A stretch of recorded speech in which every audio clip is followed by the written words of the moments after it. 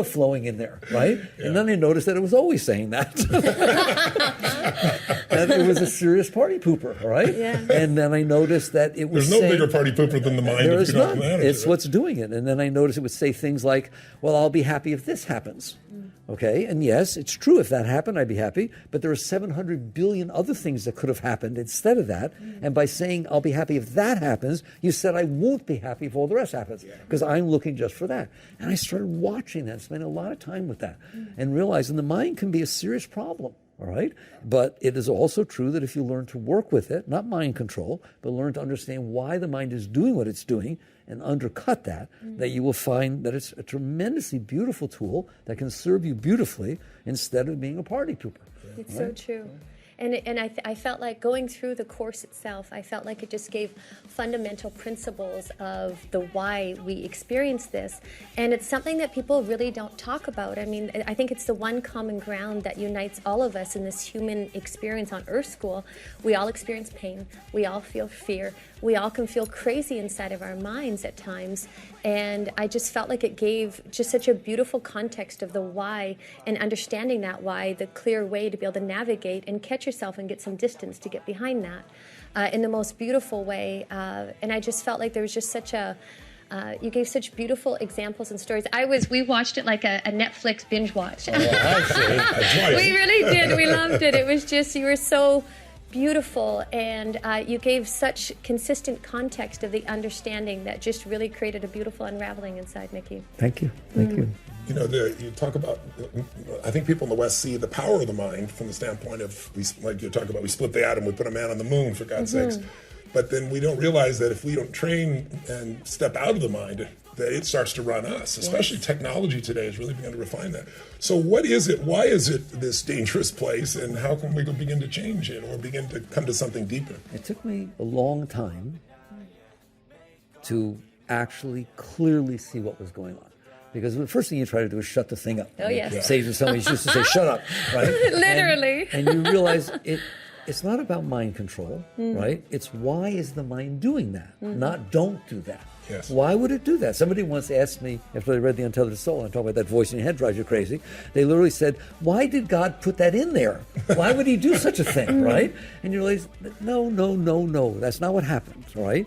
And in the most succinct way I can say it, what happened is as follows, all right? You have had experiences, we all have, in our lives that were not pleasant.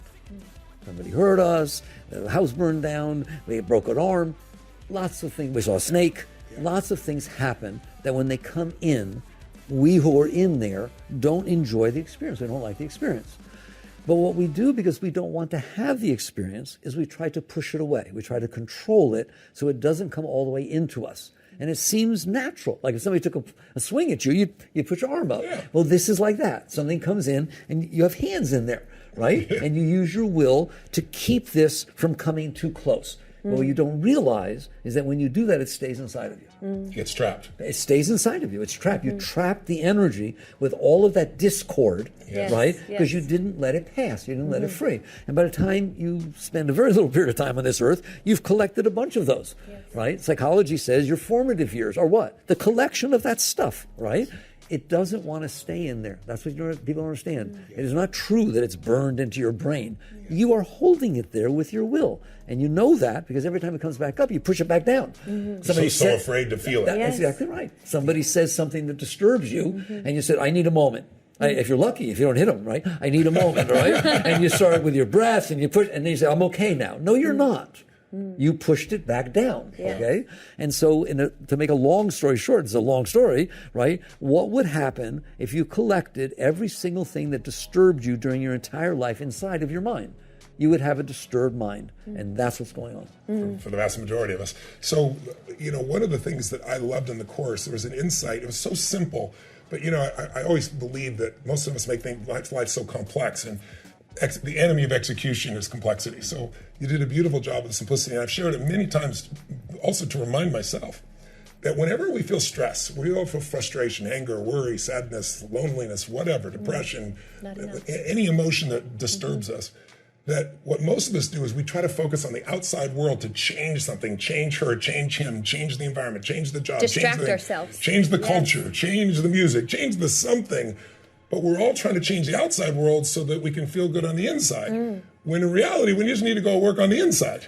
So when our triggers, when life strikes us and we feel that internal reaction to the external world, it's still what's going on inside. How do we release that? How do we let that go? So my experience is, first of all, there are things you can do, but the same things everybody else teaches, which is don't hit somebody. Don't to learn to shut your mouth up. Don't let that express through your mouth because you're going to pay for that, right? Yeah. So the first thing is a certain amount of self-control, which we all need in order to be successful, right? Yeah. But that's not the answer, right? The answer is every single moment is not the big stuff that you work with. That's too late. It already bothered you. Yes, you have to deal with it. But what I want and what I've learned is there is every moment of your life, little things that create little irritations. Yes. The driver's driving 15 miles an hour below the speed limit in front of you and you're in a rush. It rains when you have to get out and deliver something. It's hot, et cetera, right? Somebody doesn't say hello. Hey, Sally, how you doing? She doesn't turn around. Oh, my God. You will watch your mind cause serious problems, all right? So to me, that is where the growth comes from, in those moments. Are you willing to say, come on, what's the cost-benefit analysis of bothering myself about the driver in front of me? It's not bothering them. I guarantee you, they're not hearing a word you're saying, right? So as a business person, we're supposed to take cost-benefit analysis, the maximum benefit for the least cost. Those are 100% cost, zero benefit. Right or wrong. It's all pain.